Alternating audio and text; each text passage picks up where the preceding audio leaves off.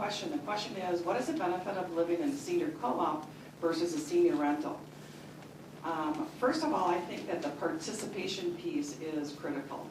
First of all, you're an owner, and that brings along a whole different attitude versus a renter. So the residents that live here own the building, they run it, and their decision is, their voice is heard. And if they want something to change, that's how they change that, through different committees or by becoming involved. So this, just having this be their building really has a real sense of pride and really encourages participation. Rental communities might have a tenants council, but they really don't have much power.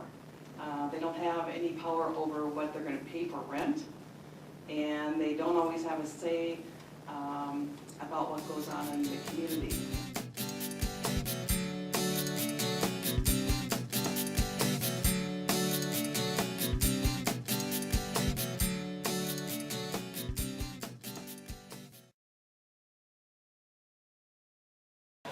How big of a area do you service, would you say? Oh, probably a 20-mile radius is probably the max. Because as the Twin Cities, as you may or may not know this, we have 14 stores just in the Twin Cities, and that's the most of any state in the U.S., so it's pretty awesome. So it's not your stores, but natural food co-ops of all different memberships. There's the Wedge, Seward. So there's another two that's at Seward today, right? Mississippi Market. Mississippi Market. They actually have 2 stores. Linden Hills, Lakewood. It's pretty amazing. So people obviously in this state care about food, and that's pretty amazing. Just to be able to. There is a price difference. It's not always as exponential as people think it is. It took them 5 years, but in 2003 we put money together to open the store. But because of that, they set up this vision statement, this ends policies that says that, you know, we are here to benefit the community. We're here to motivate our employees. We're here to nourish our community with organic, fair trade, and local foods. We're here to minimally impact our environment, and then we want our business to be rooted in the Rochdale principles of cooperation. In terms of the benefits of membership, when you pay your $100 share, which again is not a fee, you don't have to pay it every year, you just pay it once. You do get a discount once a month. You get member rates on classes. You can cash checks here, which again in an urban environment you can't cash checks anywhere. But primarily when we're selling people on why they would want to join a co-op, it's community ownership of community assets. You know, we're doing it to build a community here, and what a greater community asset than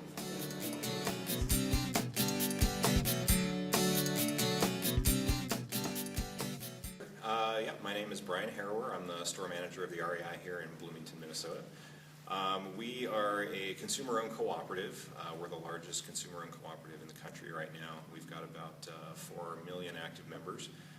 We were formed back in 1938 by 23 climbers, including Lloyd and Mary Anderson, who are recognized as our founders.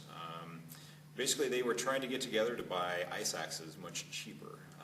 It cost about $20 to buy an ice axe back in 1938, and you could get them in Europe for about $3.50. So the idea was to get some friends together, pool their resources, and for $1 you could buy in to be a member at REI. It's $20 now, about 75 years later, but the idea is the same. Basically, we pool our resources. We've got about 120 stores now across the country, and members are able to get a dividend back. We're paying back about $100 million in dividends from our sales last year. We're about a $2 billion company now. So it's still a great idea to be a consumer-owned co-op. Some of the things we talked about today was that in really tough times and tough economic climates, not having to post our quarterly earnings and being able to make long-term decisions even in short-term difficult times has been shown to be a great business model to still be a co-op. So anyway, that's a little bit of it.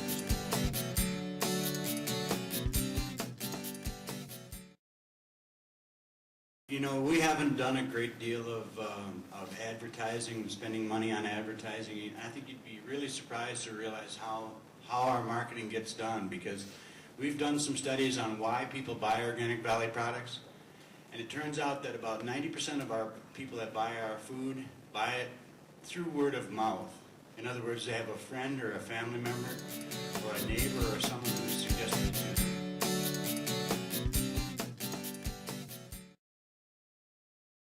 really enjoyed seeing the different perspectives of all different kinds of co-ops, from big ones like CHS and Organic Valley to little 4-acre hippie farms in Vermont, and other types of co-ops as well, other than just agricultural ones. We had some electric co-ops. We visited REI, talked to the people there. In fact, we even went to a senior housing co-op. And so it shows that there's a lot more variety in the field than people initially I think. think we're both from Colorado, and we don't have that many co-ops in Colorado, and I think it was really insightful for us to be here and see the span that they cover. Like, we had an awesome time at the retirement, or the senior living area. We made really good friends with our tour guide, but it's really cool to see the span of it for us, especially.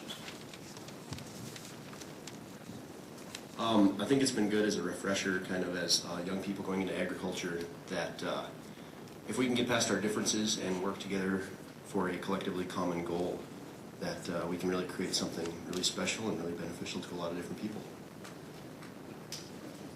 I really enjoyed seeing the different variety of co-ops, and not only their business models about how they were going to make money and benefit their members, but also how they had bigger goals and were working towards goals in their community and ways to support that. And I thought it was nice that they were looking at the big picture.